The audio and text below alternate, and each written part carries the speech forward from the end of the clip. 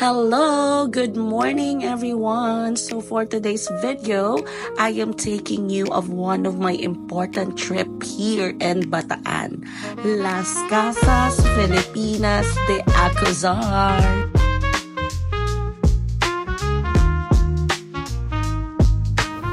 So now we arrive here in Las Casas, Filipinas de Alcazar in Bagak, Bataan.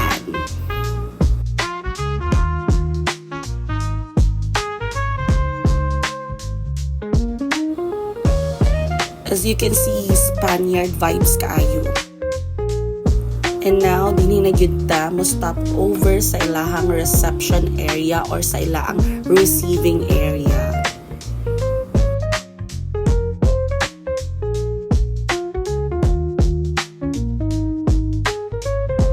So we drop here in the receiving area and I go upstairs to pay for our package tour.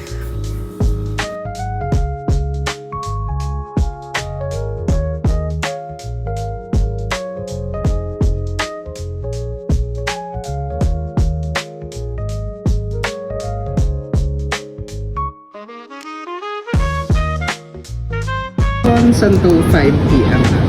Welcome. You will be riding a jeepney throughout Las Casas, ma'am.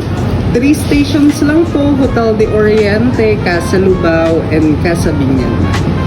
Casa Binyan, tour po with the tour guide. The next one will be 1:30, 2:30, 3:30. Last one is 4:30. Then, punta tayo kay Casa Lubao. Nandun po yung balsa natin.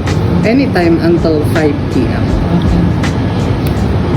Museum viewing po located kay Hotel de Oriente. Parehas lang po siya hanggang 5 p.m. Then, isa lang po yung open resto natin. Kusina ni Nanay Maria. Anytime until 9 p.m. po. Diretso po pa siya. Pwede po magstay hanggang 7. Upon exit po, balik kayo sa akin. Hingi po ng exit. Any questions po? Wala po. Thank you. And now we are all ready for our Las Casas, Filipinas de Alcazar tour. In order for us to take in Las Casas, Filipinas de Alcazar, we need to ride a bus or a jeepney. So this is included in their day tour package. So together with my laag-laag, so my sister is here to join me in this travel. So I am very excited to share with you guys kay isa ni sa ako ang mga travel bucket list, ang Las Casas, Filipinas de Alcazar.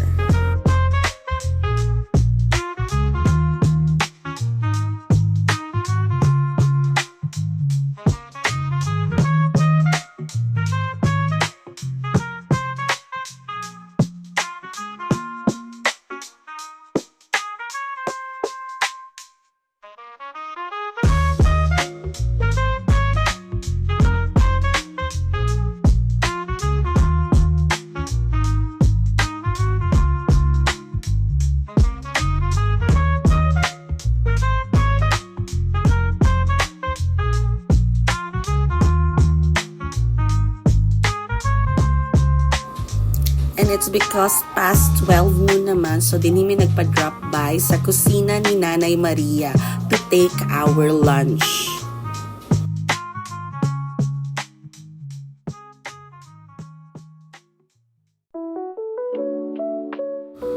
This is a Filipino restaurant here in Las Casas, Filipinas de Alcazar. So as you can see, even their staff wearing Filipiniana. And also the food. Recommended kaayo, 10/10 ang kalami, and also the staff very kind and approachable kaayo.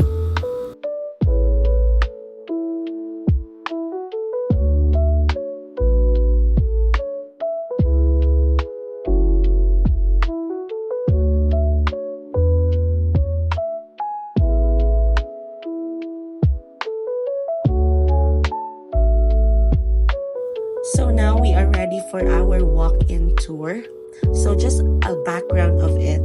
The story of Las Casas, Filipinas de Alcazar, which first opened as a resort in year 2010, is a story of innovation, passion and dedication to Filipino heritage. For the past decade, Las Casas has created a reputation for pushing the boundaries of local artists and craftsmanship, breathing life into local culture and history, and creating spaces where every Filipino lives with a sense of pride.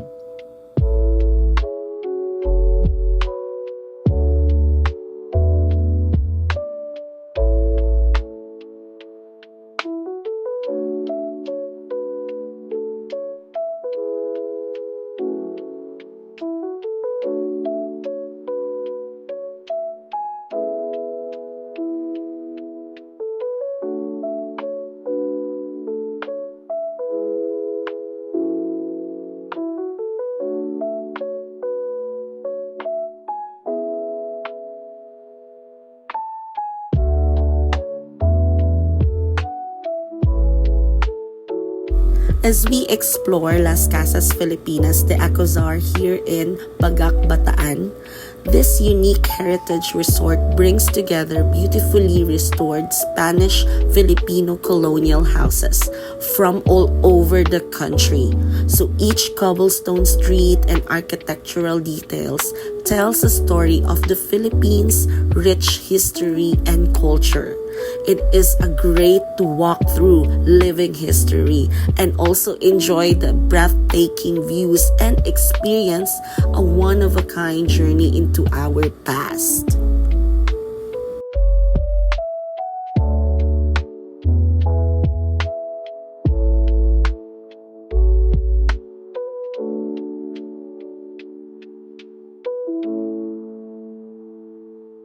So now we will go there in the Hotel de Oriente, the building that you can see there.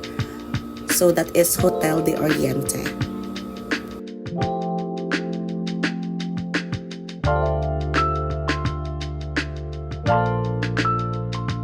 Just a quick background, so Hotel de Oriente is considered to be one of the first luxurious hotel that were rebuilt, and it is a part of amazing property here in Las Casas Filipinas de Acozar, which serve as an open-air museum.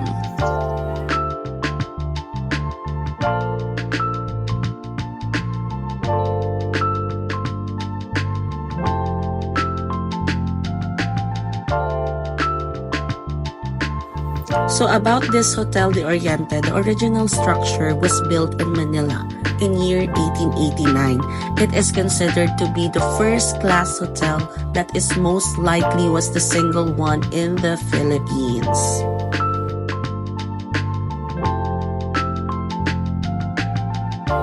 So now we are inside here of the Hotel de Oriente. Grabe, maka-amaze kaayo. Very much, as in tsada kaayo good siya. It's the first time that I seen something like this. So ang ilang floor, ang sulod, it's very refreshing. Ang hagdan, makasyala kaayo yor. I am amazed by this polarium. Mura siyag mosaic. It is made by wood carving. Grabe ang masterpiece na nangagimo ani, maka-amaze gid kaayo.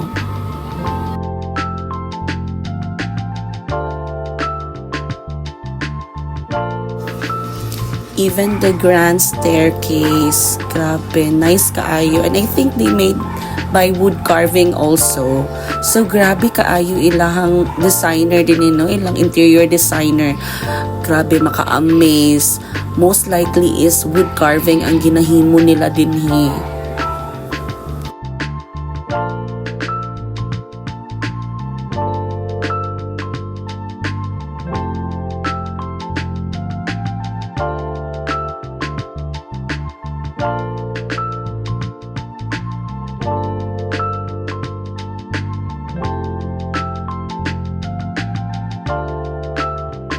So we enter this function hall.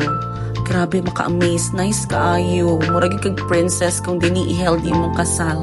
And then, it can cater 300 packs. Pero, million pod ang bayad. Wala pa nilabot ang catering nila. Venue lang. So we decided to leave Hotel de Oriente and walk through the roads of Las Casas Filipinas de Acozar to take also pictures and the views of Las Casas Filipinas de Acozar.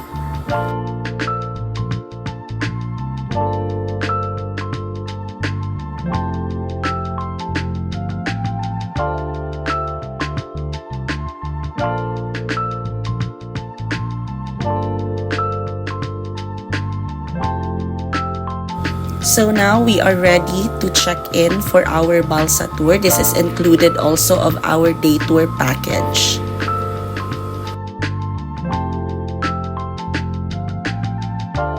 So we need to get inside in the receiving area sa Ilaang Balsa tour to check in also para makasakay namin sa Ilaang Balsa.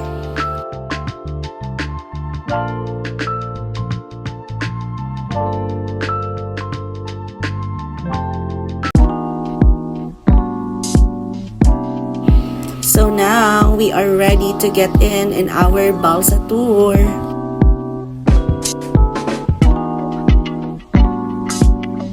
Bali po naging 10 years in the making at 15 years operation. Year 2000 po nagsimula magtayo ng bahay dito at year 2010 po pinaupo sa public.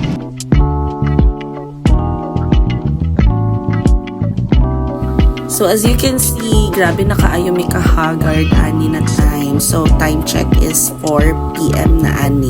And you know what, here in Luzon, dugay kaayo magabi maski 6 PM na o 6:30 na agyapoy hayag. So init kaayo ang among pagbalsa, pero go for it gyapon because we want to discover Las Casas pa more.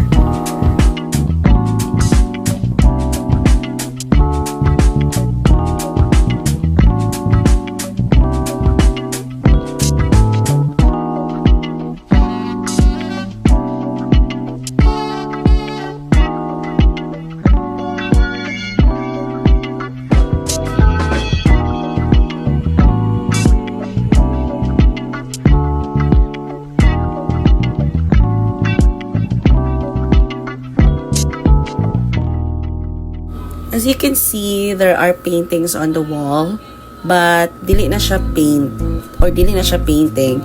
It's like a mosaic made by tiles na gipuzzle. The reason for making that one is to be permanent. Kaya kung painting siya or paint ang ilang gigamit, it will fade in time.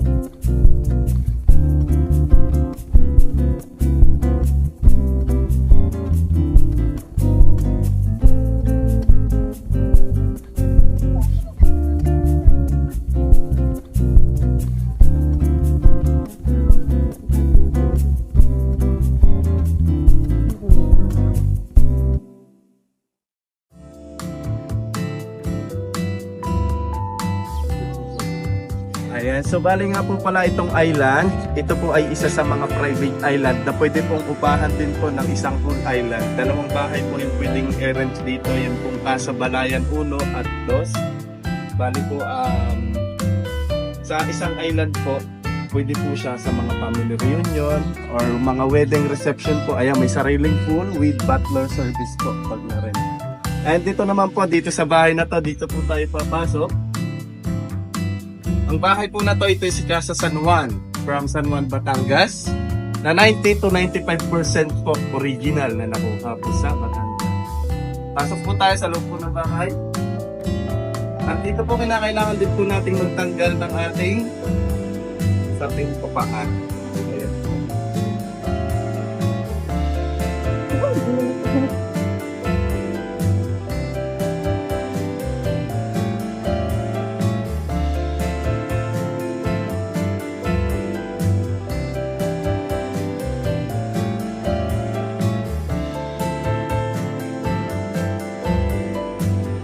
Sa pagpasok pa lamang po natin dito sa bahay, mapapansin na po yung mga original parts ng flooring, yung mga dingding po niya. Ayan po. At yung mga bintana po. Yan yung mga ilang gamit po nila. Dito po sa taas, sa taas naman po, pagpasok natin, ando naman po yung dalawang kwarto nila.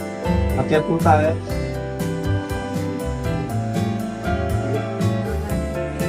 Yung mga baluster po na ito po ay mga original din po. Yung mga design po na mga baluster.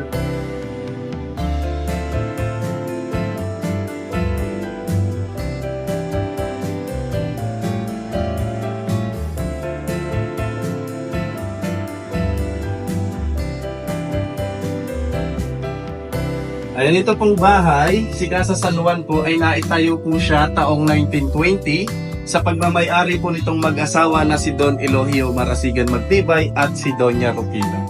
Meron po silang isang anak. Ang pangalan naman po ng anak ay si Doña Soledad Magtibay. Ang kanyang pinaka-nickname po is Cholita. Yung lalaki nga po pala si Don Elohio, dati po yung chief of police sa Batangas, year 1929. Ito po si Cholita. Ito naman po yung pinaka-chief of police convention nila sa may pinaka-ano po, 1949. And dito po yung master bedroom. Dito naman po yung sa anak. At yung pinaka-dining area po ng bahay, nasa likod po, naka-separate po pati yung dirty kitchen, comfort room. Ito po, flooring, dingding, at ceiling po. Almost original po siya. Ayan po si Julie. Ultima yung mga kagamitan po nila na mga plato, mga baso, yan po. Nakuha rin po sa mismo. Sa mismong bahay mo.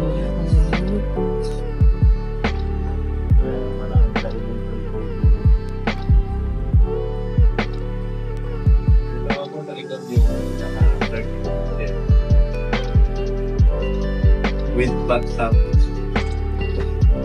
Sa kalingan po natin. Ayan. Ito na po yung pinaka-dirty kitchen. Tapos sa baba po yung may naanan pa rin po dito sa baba. Ang pinaka-pinaka-bag na azotea. Gusto nyo?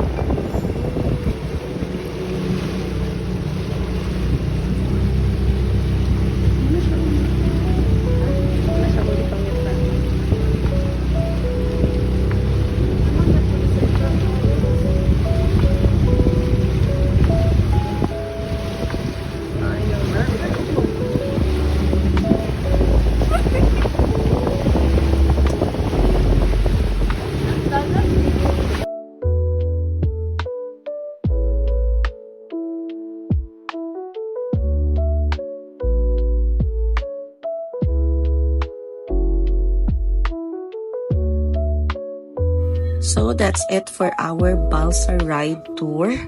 It was very nostalgia. As in, maka-amaze kayo ang mga old houses during Spanish era.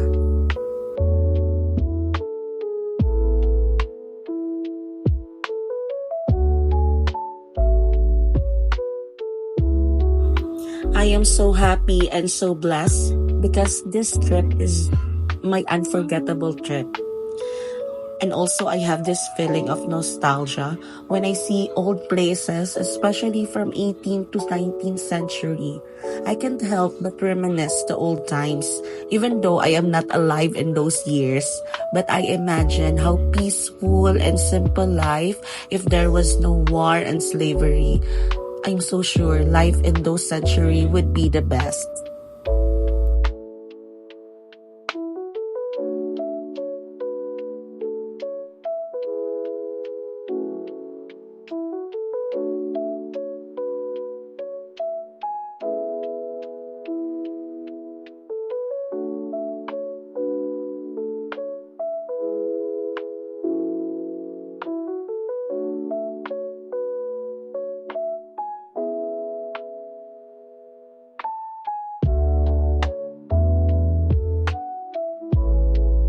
And that's a wrap on our journey through Las Casas Filipinas de Acozar. This place is more than just a resort. It is a living museum that honors the beauty of Filipino heritage and craftsmanship. I hope you enjoyed the walking through history with me today. If you ever get the chance, definitely add this to your travel bucket list. Until next time, stay curious and keep exploring.